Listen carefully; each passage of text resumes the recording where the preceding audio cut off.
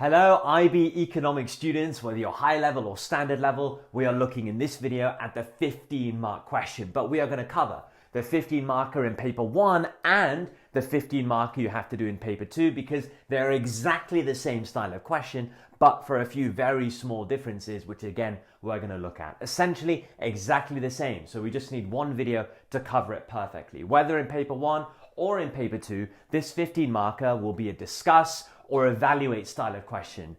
You might also see terms like to what extent, assess, comment. Doesn't matter. The point is this is a discussion style of question and it's a big essay. You want to give yourself 55 minutes in paper 1 and in paper 2 to write this question perfectly. So that means in paper 1, 20 minutes for the 10 marker to give yourself 55 minutes here. In paper 2, 55 minutes for the 15 means 50 minutes to do all the other short questions, your 4 markers, your 2 markers and your 3 marker, right? That way you'll get 55 minutes. That's what you're looking for. There are 2 styles of 15 mark you can get in both papers. One style is a basic pro-con kind of essay. The pros and cons of one policy maybe, the pros and cons of one separate thing. So for example, you might get a question that says, discuss whether high rates of economic growth are always beneficial for an economy. Well, that's just an essay where you have to discuss the pros and cons of economic growth. It might be about a given policy to solve market failure, the pros and cons of one policy. That's a nice simple style. The second style is where you have to discuss multiple policies, all right? But it doesn't matter. You'll see in a second, the structure for both styles is exactly the same. And on a 15 marker, compared to a 10 marker in paper 1, some core additional skills are necessary. In the 10 marker, we said predominantly it's depth of analysis, depth of explanation that's being assessed. Well, in a 15 marker, of course, that's still there. But on top of that, we need evaluation and we need a final judgment. These are core skills, very higher level skills, not higher level as in HL, but high level economic skills that students need to have that will push you towards the top when it comes to these 15 markers. And especially in paper 1, be careful. Real world examples are expected everywhere in a 15 marker, in every single paragraph that you're writing. Yes, the use of real world examples. In paper 1, the 15 marker will be worded at the start, using real world examples. Discuss, evaluate, comment, assess, right? Using real world examples is in the question. Very much expected. And in paper 2, this is a bit easier for you because you've got extracts. So using real world examples, well, that should be pretty obvious given the extracts, given the data that you have. In paper 1 though, you've got no help, have you guys? No extracts, nothing to guide you. So your own examples are very much expected. You need to know detailed case studies about countries, developing countries, developed countries, for macro, for global, and for micro, you need to know very good detailed examples of industries that you can use to make sure that you have examples for your 15 markers. Very much an expectation. Without these, especially in paper 1, you're in big trouble. Even in paper 2, you just got to make sure we're using the extracts. I can't stress that enough. Examiners really are putting more and more weight on the use of real world examples all the way through this 15 marker. Right, let's get into the structure. How do we write these 15 mark essays? Well, the first thing you do, define your key terms. As we're used to doing, it's an essay, right? So start with definitions of key terms from the question, whatever the key terms are. Then you're looking to write 3 analysis paragraphs. Now, what are those paragraphs going to consist of? Well, it depends on the style of the essay. So if it's a pro-con essay, maybe 2 of those paragraphs are pros, 1 is a con. Or the other way around, maybe 2 are cons, 1 is a pro. That's how you can break that up. If it's a multi-policy essay, well, then each one of those analysis paragraphs are going to be policies, right? Analysis 1, policy 1. Analysis 2, policy 2. Analysis 3, policy 3. So you're looking for 3 in the time that you have. I think that's absolutely fair.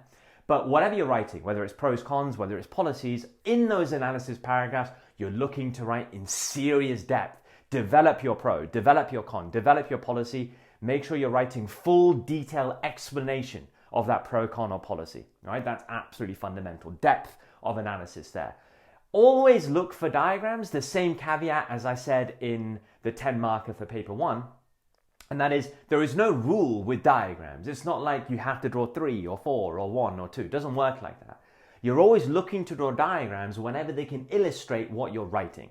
So you're writing something in analysis and you think, oh, a diagram is amazing to showcase exactly what I'm writing. In which case, Absolutely, you draw your diagram. So what it means is maybe analysis 1 has an awesome diagram. Maybe analysis 2 has a unique diagram to illustrate that point. Maybe analysis 3 has another unique diagram to illustrate that point. Maybe that means you draw 3 diagrams for each of your 3 analysis paragraphs. But maybe, in reality, analysis 2 doesn't have a diagram. You're writing something, you think, no, there is no diagram that can illustrate what I'm writing. Maybe the same for analysis 3, in which case you're only going to draw 1. So there's no rule with diagrams. As long as in your head you're flexible, you think, I will draw diagrams whenever they illustrate something I'm writing. That's the key thing. But when you do draw your diagrams, remember, they need to be fully accurate, get your shifts correct the right way, make sure they're fully labeled, your axis, your curves, your equilibrium, and make sure that you are referring to your diagrams in your writing. So you're referring to shifts, you're referring to changes on the axis, P1 to P2, Y1 to Y2, etc.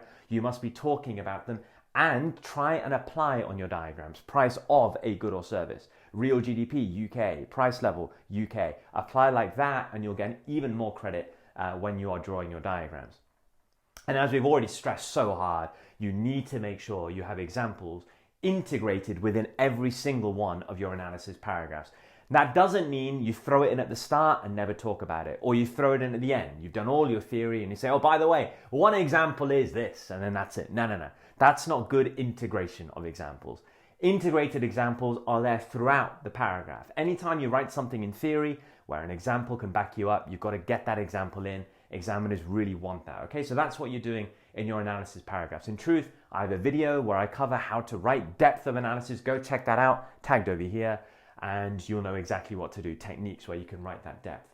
The difference now on a 15 marker is that you need to evaluate. An evaluation should go after your analysis paragraphs. Evaluation also needs to be done in detail. Now, evaluation is coming to judgments about whatever you said in your analysis paragraphs. This is a fundamental skill and it's not that easy to get right without practice. It's something you need to practice and think about. Again, I've got a video just tagged over here of how to evaluate. I have lots of these separate videos done on purpose. If I tried to do all of that in one video, this video will go on way too long. So chunking it up just allows you to get used to those skills on your own separately, so then you can come back to the structure and make sure you know exactly what you're doing. So definitely check that video out. I give you in that video 4 incredible ways in which you can evaluate, come to judgments about the analysis points that you're making. Definitely worth checking that out. But your evaluation needs to be written in detail. Again, you're thinking, can a diagram illustrate the evaluation point you're trying to make? And again, you're thinking, yes, I need real life examples to back me up. Maybe the same general example that you mentioned in analysis can come back again and help you in evaluation, or it's a new example, something different, whatever. But you need to have real world examples to back you up everywhere on the 15 marker, even in your evaluation. So you analyze 3 analysis paragraphs. Following those, you have evaluation done well, coming to judgments written in detail. You finish a 15 marker, paper 1 and paper 2, with a final judgment paragraph. Now, I don't call this a conclusion. I'm unique in that sense. Very rare that you'll hear this called as a final judgment, but I say it's a final judgment to avoid you thinking it's a summary. Often students will hear the word conclusion and think, well, here is where I just summarize my arguments. That's the last thing you want to do in this final judgment. You gain no credit for that. I call it a final judgment because this is your overall answer to the question, your overall judgment. That's what this is trying to do. Now, really what you want to do is leave at least 5 minutes to write this. In terms of quantity, it's around half a page. It's a seriously big deal. The reason why, this will determine whether you get into the very highest level of this 15 marker, whether you're getting 13, 14 or 15 out of 15. It's all really on this final judgment as long as you've done the rest of the essay really well. And again, I have a separate video over here, exactly how to nail this final judgment paragraph. It's not easy. This is a tough old skill. So go and check out that video. It's very clear how to do it and the steps you need to follow. And then you'll be able to actually do this in a 15 marker well yourself, but it does require practice. So that's a structure that you guys need, whether it's paper 1 15 marker or paper 2 15 marker, that the same kind of essays, structure them in the same way with the same core skills. Just a couple of keynotes, guys, for the paper 2 15 marker. There are some very, very subtle differences. The real main differences is because in paper 2 with the 15 marker, you have extracts to guide you, extracts to help application. You're expected to use all the extracts. The written extracts, yes, but even if you're given tables, if you're given charts of data, you're expected to use those as well at least once. Now, if it's written extracts, don't regurgitate paragraphs of information, right? Just directly quote a short part of a sentence or something, and that will be adequate. Just make sure that's very explicit. Use quotation marks to help you. And also, because you have extracts, you can actually use extracts or data as an evaluation method. So maybe you're not happy about the source of the extracts or the source of a chart. You think it's biased. Maybe you're worried about correlation and causation. You think there are many other factors, other variables that could have led to something which maybe the data doesn't tell you about. In that sense, maybe you say there is a need for more data. Maybe that's your evaluation. So you've got other evaluation avenues as well as the generic ones that I mentioned in my evaluation video. So you're absolutely fine to go into those avenues. That would be a fantastic thing to do in a paper 2 15 marker, really getting into the spirit of that question.